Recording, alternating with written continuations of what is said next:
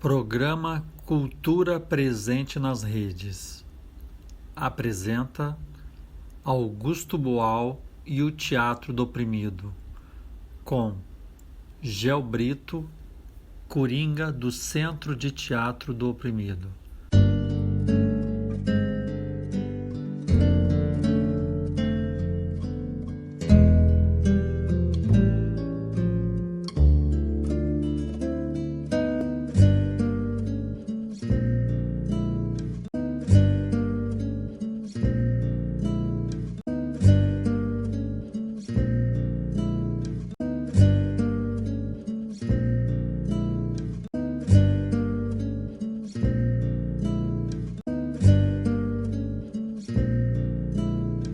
Olá, meu nome é Gel Brito, eu sou do Centro de Teatro do Oprimido, onde eu trabalho há 30 anos e hoje também faço a coordenação artística da Escola de Teatro Popular.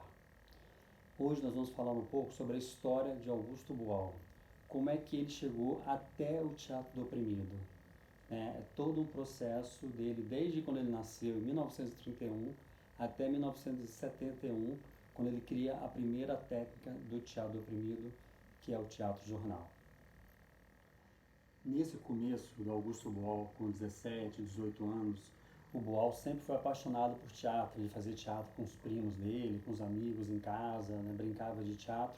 Mas tiveram duas pessoas que influenciaram muito o Augusto Boal nesse momento de juventude.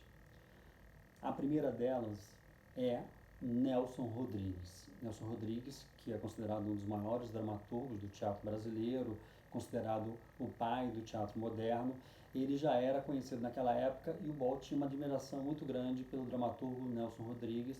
E o Boal estudava Química, convidou o Nelson para fazer uma palestra na Faculdade de Química. O Nelson Rodrigues até achou meio estranho, na Química vai ter gente, não vai ter gente. Ele foi lá, foi um fracasso total a palestra de pessoas, mas daí nasceu uma grande amizade entre os dois. Então o Boal escrevia as peças dele, dava para o Nelson Rodrigues fazia observações, o Nelson Rodrigues escrevia as peças dele na máquina de datilografar, né, com carbono naquela época, não tinha xerox, emprestava para o Augusto Boal, né, para você ver o nível de confiança que existia entre os dois, e para ele também ir aprendendo. E o Nelson Rodrigues sempre frisava um ponto muito importante: deforma, deforma.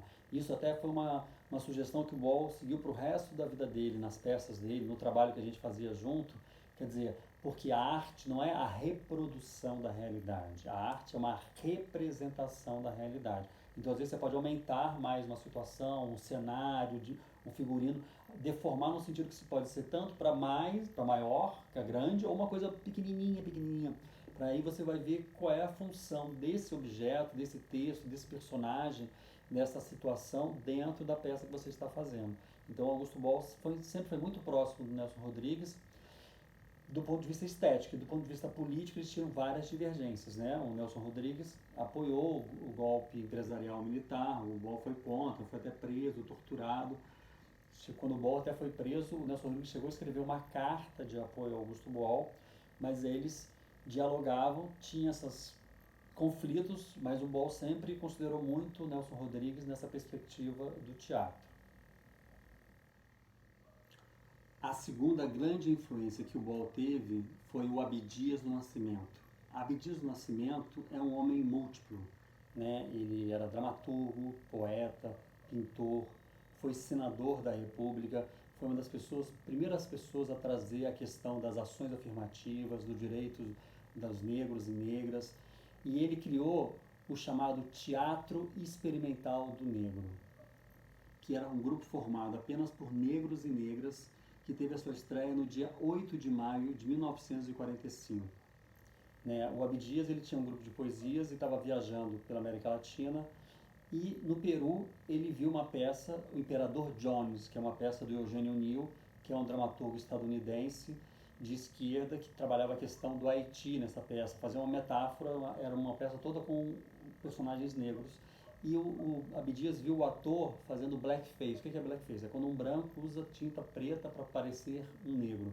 O Abdias ficou indignado e falou que assim que ele voltasse para o Brasil, a primeira coisa que ele faria seria criar um grupo de teatro de negros e negras. Mas antes disso, ele passou pela Argentina e conheceu Leônidas Barleta no Teatro del Pueblo, que era um teatro já moderno, de esquerda, crítico, que tinha várias peças que nos anos 40 e tinha uma escola de teatro dentro. Então o Abdias passou um ano lá aprendendo cenografia, figurino, dramaturgia, história do teatro e voltou para o Brasil. Voltando para o Brasil, ele ainda foi preso quando chegou. Ele tinha sido expulso do exército porque ele não aceitou várias questões de racismo dentro do exército. E aí ficou um ano na prisão. Nesse ano ele criou o Teatro Sentenciado, que era feito com os presidiários. E saindo da prisão, ele criou esse TEM, que sempre deixou claro que era um grupo, não só um grupo de teatro, mas era uma frente de luta. Com o TEM, o Boal se aproximou, eles eram grandes amigos, o Boal brincava que ele era o amigo mais velho dele, e o Boal escreveu várias peças para o TEM, né? A Filha Moça, O Logro, O Cavalo e o Santo e O Laio se Matou. O Laio se Matou é a mais elaborada, né? O Boal tinha 20, 21 anos, e todas elas se passam no universo negro, com personagens negros. Quando Laio se Matou, é uma peça que o Boal pega a história do Édipo, né, e a história do Candomblé. Então ele faz uma mistura onde o Laio é o protagonista e não a Jocasta, nem o próprio Édipo, e você não tem o oráculo, né? Na verdade você tem a mãe de santo. Então é tudo passado dentro de um terreiro de Candomblé. Então é uma grande mistura, uma grande invenção do Augusto Boal, que o Sábado Magal, já até esse crítico, ele faz uma crítica no jornal do Diários Cariocas, em 1951, 52, falando sobre essa peça, nasce um novo dramaturgo. Então, e o Boal sempre dizia que o Abdias foi muito importante para ele, porque o Boal, ele via o racismo, né? Ele morava na Penha, morava perto de uma fábrica com operários, onde a grande maioria eram negros, como a maioria dos trabalhadores brasileiros, e ele via aquele racismo, não gostava, mas não entendia. E ele disse que o Abdias foi fundamental não só para ensinar teatro para ele, mas principalmente para ensinar para ele como é que era o processo do racismo, o racismo estrutural, que está conectado com a questão do capitalismo, por que existe racismo, por que as pessoas são racistas. Então todo esse processo foi muito importante para o Boal nessa caminhada dele de transformação do teatro e da política. Já nesse período que o Augusto Boal nasceu e cresceu, aí a gente está falando já de final dos anos 40, em 48, 49, o Boal e outras pessoas, e de certa forma muitos artistas já faziam uma discussão sobre o que é arte, né? Quem é que define o que é arte, como se faz arte, de que forma, né? Quais são os conteúdos, quem pode fazer arte, né? Então, essas são debates, na verdade, que até hoje existem, são perguntas contemporâneas. Quando você vai no museu, a arte africana está em que local desse museu? Quem é que está por trás dos quadros? Quem é que está pintando os quadros e quem é que está sendo pintado? Então, tudo isso são debates que já existiam nessa época. E a nossa história começa aí com essa foto do nosso Augusto Boal, como estudante de química que ele era, e uma foto lá aí dos anos 50 do Rio de Janeiro, dos Arcos da Lapa e da praia de Copacabana. As peças do Nelson Rodrigues sempre abordaram temáticas tabus, né? Sexualidade, questão popular, né? Eu costumo dizer que o Nelson Rodrigues é um conservador subversivo. Aí nessas fotos você pode ver que a estreia do Vestido de Noiva, em 1943, que é considerado quando o teatro brasileiro ganhou evidência e que nasceu de forma oficial o modernismo. A sua estreia foi um grande choque, desde a forma de representação com a direção de Ziembinski aos cenários de Santa Rosa, que mostravam a influência do expressionismo através da deformação e da manipulação dos planos. Tem uma crítica do Sábato Magaldi, que foi um grande crítico da época, que diz: não me lembro de peça que no cinquentenário de sua estreia provocasse a celebração de Vestido de Noiva. Comemoraram-se o centenário do nascimento ou morte dos autores e algumas datas mais. O que se passa agora é inusitado. Talvez a razão dos festejos, além da grande voga de Nelson Rodrigues, goza hoje, esteja no que, no dia 28 de dezembro de 1943, no Teatro Municipal do Rio de Janeiro, nascia o Teatro Brasileiro Moderno. O polonês Ziembinski, foragido da Segunda Guerra, impunha a noção de equipe contra a anterior hegemonia do astro sobre o restante do elenco. e valorizava todos os elementos de uma arte que se queria autônoma. E Tomás Santa Rosa desenhou um cenário insuperável pelo arrojo da concepção e pela pureza de linhas. Na verdade, a inteligência teatral estava madura para o salto. O dramaturgo sempre explicou o seu achado como produto de ações simultâneas em tempos diferentes. A grande invenção de Nelson, dramatizando conquistas da psicanálise, foi ter libertado a personagem da aparência unitária do inconsciente para trazer à tona as forças da subconsciência. Essa é uma crítica, né, que o Sábado fez em 1993, 50 anos depois da estreia da peça. Nessa foto, você pode ver o Abdias ali à direita, justamente fazendo a peça Imperador Jones.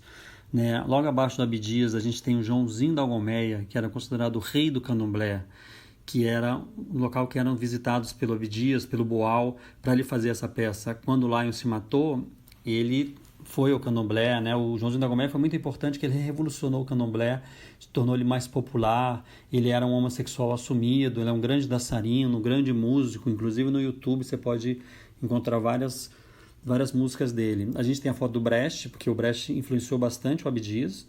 Ali o Leonard Barletta, que era o diretor do Teatro del Pueblo. Aquela foto com muitas mulheres ali sentadas é porque justamente o TEM, ele não era só um grupo de teatro, era um grupo de formação. Então, muitas dessas pessoas, né, as negras e negros, eram analfabetos, então tinha aula de alfabetização.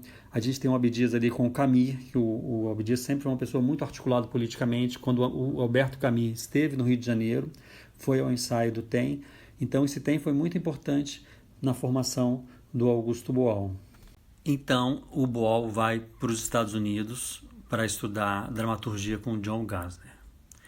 Né, o Boal vai para Nova York, né, o centro dos Estados Unidos, das vanguardas teatrais, vanguardas políticas e tudo mais. Ele vai estudar com John Gassner, que é esse professor que foi professor do Arthur Miller, do Tennessee Williams, vários dramaturgos muito conhecidos. E na minha pesquisa eu descobri que o John Gassner tinha sido o braço direito do Erwin Piscator. Piscator foi o criador do teatro épico, junto com o Brecht. Na verdade, ele era professor do Brecht e se tornaram grandes amigos até o final da vida. Os dois trabalharam a questão do teatro épico de uma perspectiva diferente, mas os dois eram muitos parceiros. E o John Gassner foi braço direito do Piscator. E o Piscator, chegando em Nova York, ele criou uma escola de teatro, onde era fundamental que a pessoa não fosse, se fosse ser ator, ela não fosse fazer só aula de interpretação, ela tinha que passar por todas as fases de produção, todas as funções e especializações de produção do teatro, né? A interpretação, a direção, a cenografia, figurino, ou seja, tinha que ter noção do teatro como um todo. Assim como o Abdias aprendeu lá no Teatro del Pueblo, né? O Piscator também ensinava e o John Gassner aprendeu isso também. E o John Gassner dava várias aulas de dramaturgia de vários autores, não só europeus, estadunidenses, mas africanos, asiáticos, enfim. Ele era uma enciclopédia. E é importante dizer também que nesse período dos Estados Unidos ainda está no momento do macartismo, que é aquele momento que existia a perseguição às pessoas que tinham um pensamento de esquerda, um pensamento mais crítico.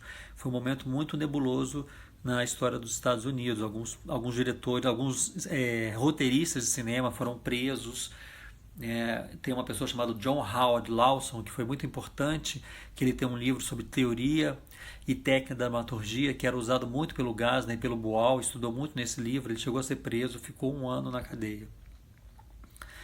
Um outro professor que foi muito importante para o Augusto Boal foi o Norris Hunton. Foi uma pessoa que visitou a União Soviética nos anos 30 e escreveu um livro chamado Ensaios de Moscou. Ele teve contato direto com Stanislavski, conheceu as ações físicas com Stanislavski, e quando volta para os Estados Unidos ele cria todo um movimento de teatro comunitário, teatro nas escolas, nas igrejas, nas comunidades. Então essa pessoa também foi muito importante para o Augusto Boal. E o Boal estudava muito, né? Nessa época ele ia para a biblioteca bem cedo e saía de lá à noite, estudou muito Brecht, ele lia de tudo, ele ia muito ao teatro, tem até críticas de teatrais que ele escrevia para um jornal em São Paulo chamado Correio Paulistano. Então essa foi a parte, digamos, mais acadêmica, mais teórica do Boal.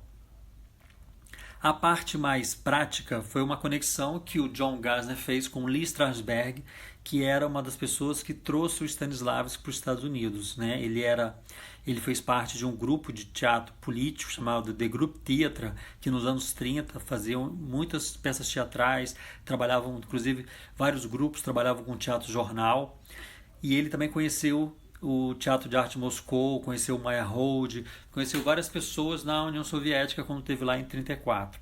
Ele criou esse Acto Studio junto com Harold Cluman e outras pessoas, o Elias Kazan, e era uma escola por onde passava vários atores de Hollywood, como Marilyn Monroe, James Dean. Então o Boal foi nessa escola, aprendeu como é que eles trabalhavam em Stanislavski, que foi muito importante para ele ver os atores, ver o diretor dirigindo.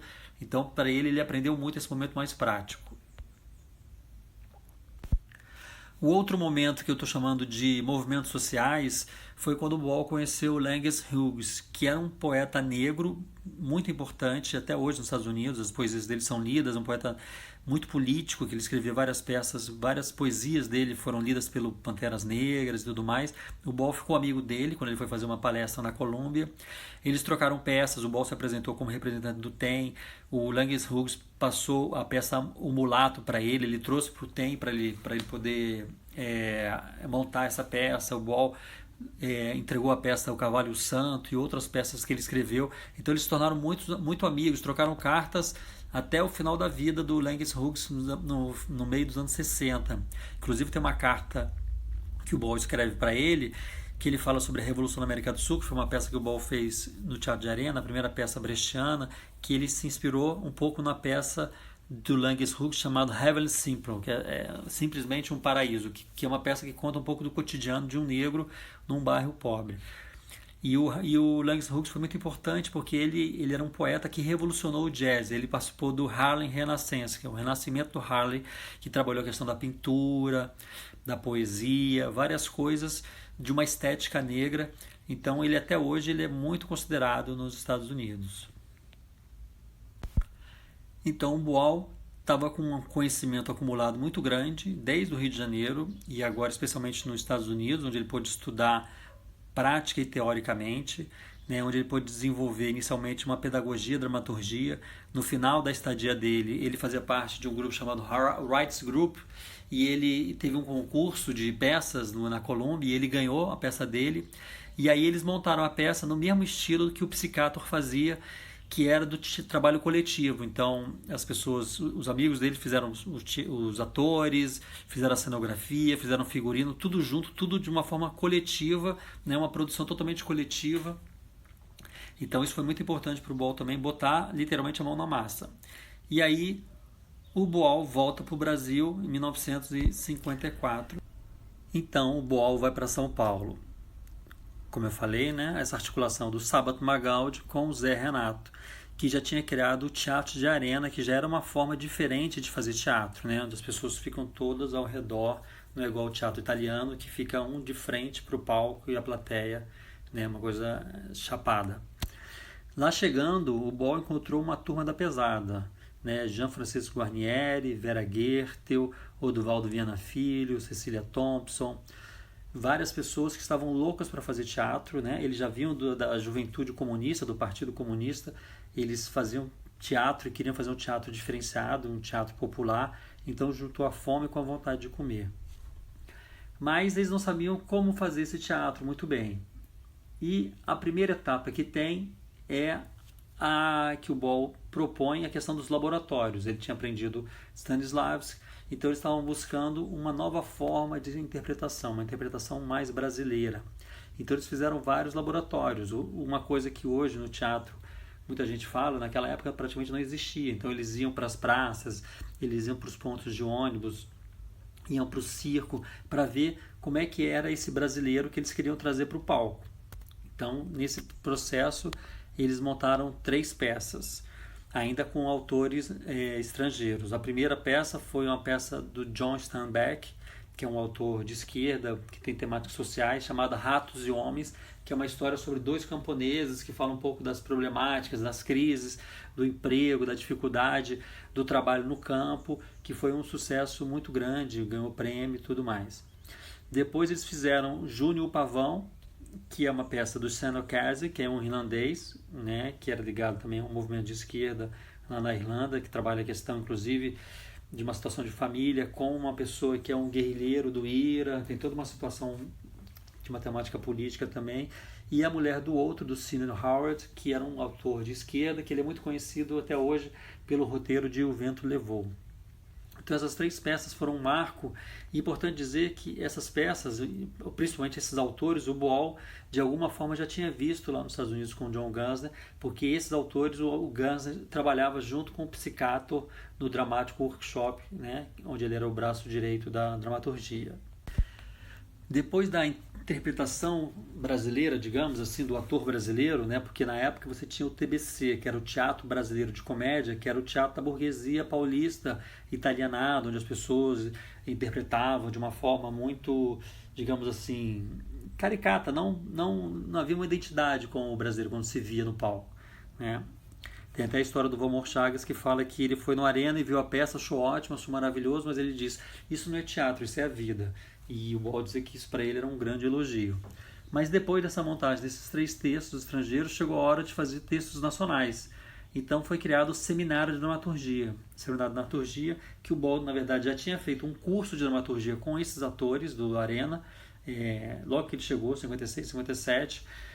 E a primeira peça que surgiu, não do seminário, mas já desse curso de dramaturgia, foi Eles Não Usam Black Tie, que foi uma grande revolução teatral, porque era a primeira peça que trazia a questão da greve, do operário, da classe trabalhadora para dentro do palco.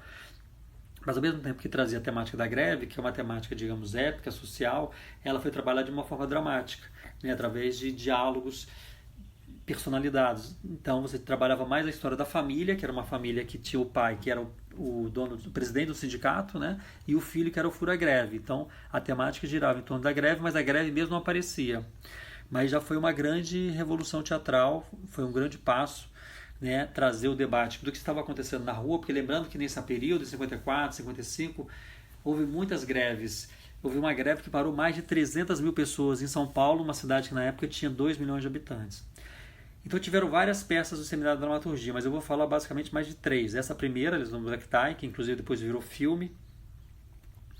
Teve também o Chapecó Futebol Clube, que foi uma peça escrita pelo Vianinha, que foi uma peça que passou pelo Seminário de Dramaturgia, teve várias versões. Nesse seminário as pessoas levavam suas peças e se discutiam, mas no mesmo princípio que o Psicato e o Gansner faziam nos Estados Unidos, na ideia do trabalho coletivo, das pessoas sugerindo, alterando coisas. Então era uma criação coletiva, claro, com o autor principal, mas com muito debate. Nessa peça trabalhava a questão do futebol, mas não só o futebol, mas sem a perspectiva do que estava por trás do futebol, né? Trabalhando a questão social do futebol, a questão da corrupção, que era uma história de um clube da segunda divisão que ia passar para primeiro ou não. Então todo o dilema da sociedade brasileira através do futebol. E teve uma terceira peça que foi a Revolução na América do Sul, que é considerada a primeira peça épica do Brasil, que foi escrita pelo Boal.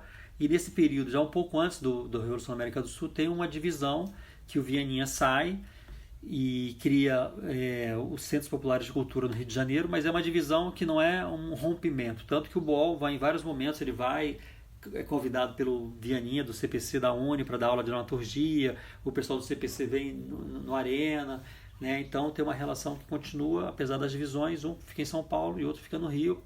E o Boal, inclusive, trabalha no CPC de São Paulo, dando aula de dramaturgia no Sindicato Metalúrgico. Ele cria peças lá pela primeira vez ele dá aula de dramaturgia somente para operários, que para ele foi uma coisa muito importante na formação dele. E uma outra coisa muito importante foi a peça Mutirão do Novo Sol, que foi uma peça que surgiu a partir de uma liderança do campo, né, que ele estava preso devido a rebeldia que ele fez em relação à situação do latifúndio.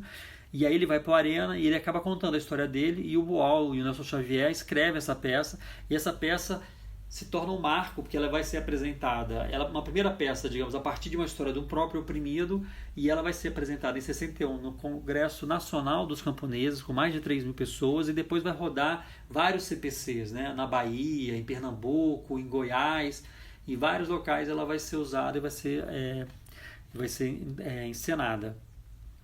Depois dessa fase nacional, né, 61, 62, começa a fase da nacionalização dos clássicos. O que é isso?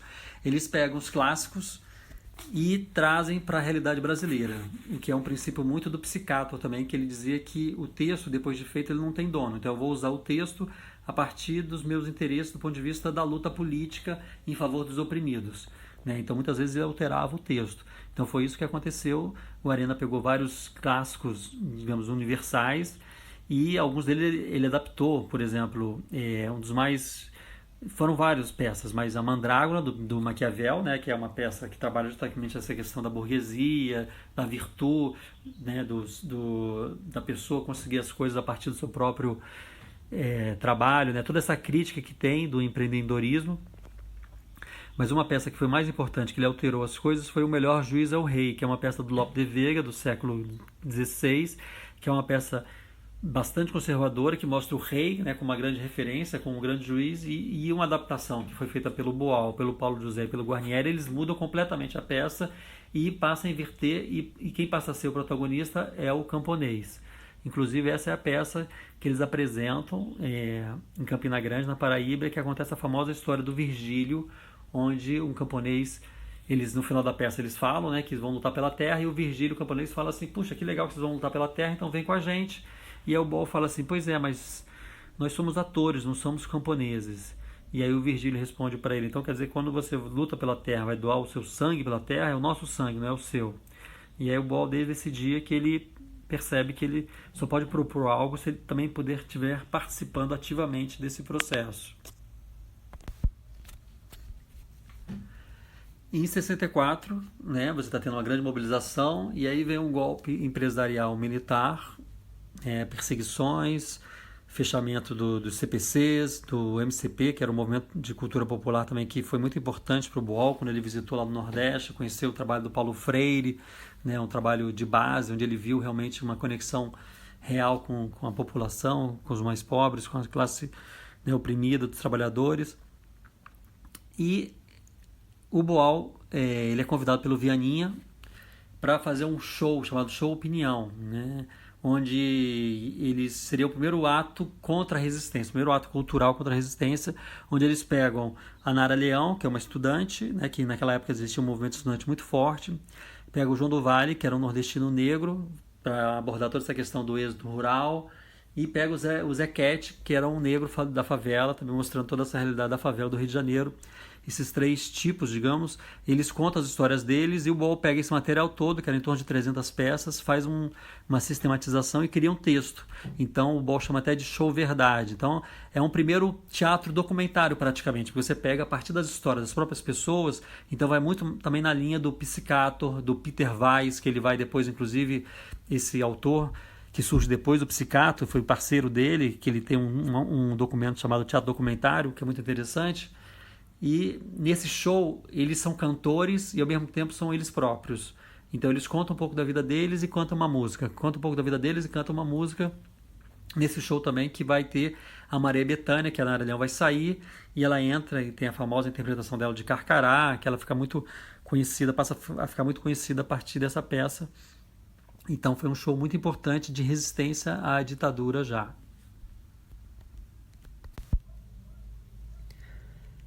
Dando continuidade a esse processo do musical, né? Então entrando mais esse elemento também, que é um elemento épico da música, comentando as cenas e tudo mais, o Boal volta para São Paulo, e aí eles criam a série Arena Conta.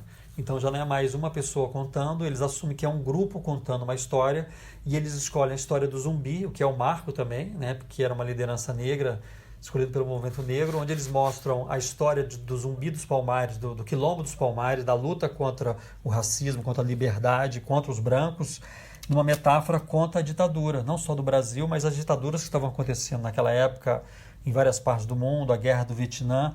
Então é um espetáculo que faz um enorme sucesso, onde eles usam uma mistura de gêneros, né, onde ele cria o sistema Coringa, que surge na ideia de que as pessoas substituem, fazem vários personagens. Então, por exemplo, o próprio Zumbi, ele não é só um ator negro, ele pode ser uma mulher, pode ser um zumbi, um homem pode ser um zumbi, na ideia de que todos somos zumbis, todos podemos ser zumbis, todos podemos nos rebelar, né, contra as opressões em luta pela liberdade. Depois dessa peça tem o Arena contra Tiradentes ainda, que vai no mesmo princípio do sistema Coringa, que é a mistura de gêneros, de estilos, com narração, com música, muitos elementos épicos.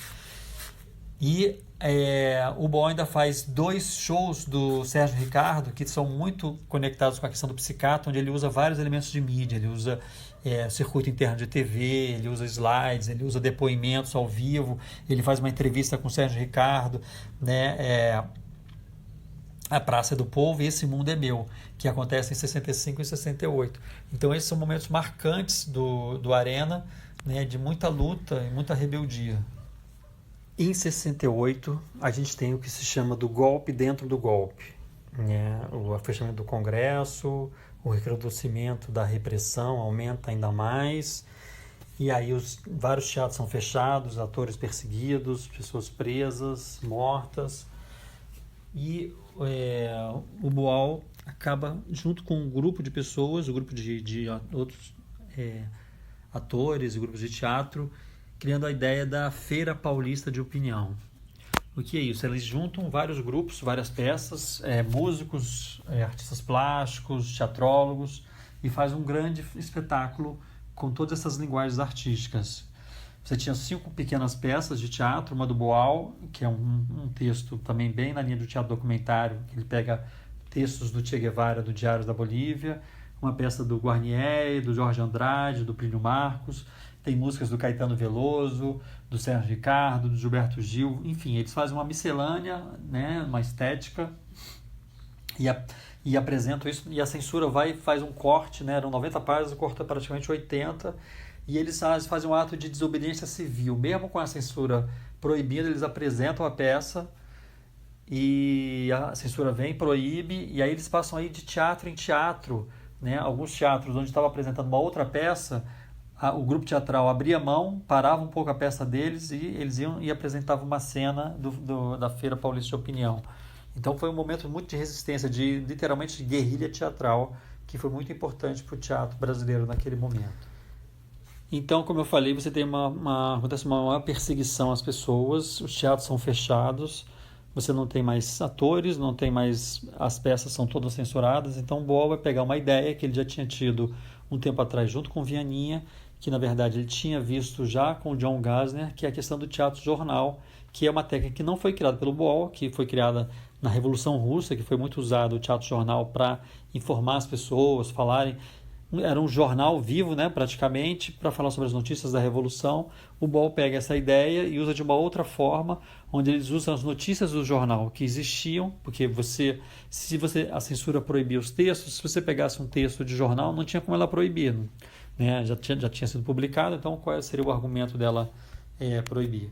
E aí eles montam grupos com Celso Frateschi, Denise Del Vecchio, Dulce Diniz, várias pessoas, Adriano Diogo. Eles montam uma peça sobre as notícias do jornal, o Boal adora ver a peça, ele sistematiza, cria 10 técnicas do teatro jornal, e a partir daí eles multiplicam essa técnica com vários grupos de estudantes, né, sindicatos, mais de 40 grupos são formados, isso em plena ditadura, nos anos 70, 71, que a ditadura é um momento muito duro, então isso é um marco de toda essa multiplicação, e é a primeira técnica praticamente do teatro oprimido, onde você tem a democratização dos meios de produção cultural, né? Você vai até os estudantes, vai até as pessoas oprimidas e passa a técnica, e eles usam essa técnica da melhor forma que eles querem usar. Então esse momento muito importante é praticamente o nascimento do teatro oprimido.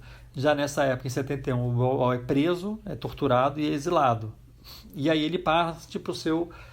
né, ele vai para a Argentina, a companheira dele é na Argentina, ele fica um tempo lá, cria outras técnicas como o teatro invisível, o teatro fórum, mas o mais importante pensar aqui é que a partir dessa lógica do teatro jornal e a partir de todo o acúmulo que o Boal teve anteriormente, que ele cria o que ele chama de teatro oprimido, que é essa situação.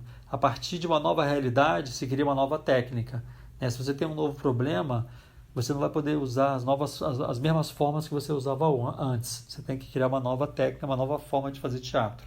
Então esse é o princípio básico do teatro oprimido que existe até hoje, né? Que o teatro oprimido, como o Boal dizia, ele é vivo porque nós somos vivos. Então a partir de um novo problema, a gente cria uma nova técnica. E aqui vocês podem ver um quadro que eu fiz mais ou menos para poder entender um pouco todo esse percurso que teve justamente no Teatro de Arena, onde vocês podem ver lado a lado, né, onde existia antes uma interpretação, digamos, mais europeia, e aí vem o Boal, cria a questão da interpretação brasileira, a questão do seminário de dramaturgia, e aí, porque o teatro TBC, que é o Teatro da Burguesia Paulista, também pega essa ideia e começa a fazer textos brasileiros, porque muitas vezes o que acontece no capitalismo? Você cria uma coisa, aí vem os opressores e se apropriam daquilo. Então é uma luta constante. E essa é a ideia do teatro oprimido, uma luta constante em favor dos oprimidos, com os oprimidos e para os oprimidos. Então, esse é uma pesquisa que eu fiz, né, que é fruto do meu mestrado lá na UF, para mostrar todo esse percurso do Augusto Boal até o teatro oprimido.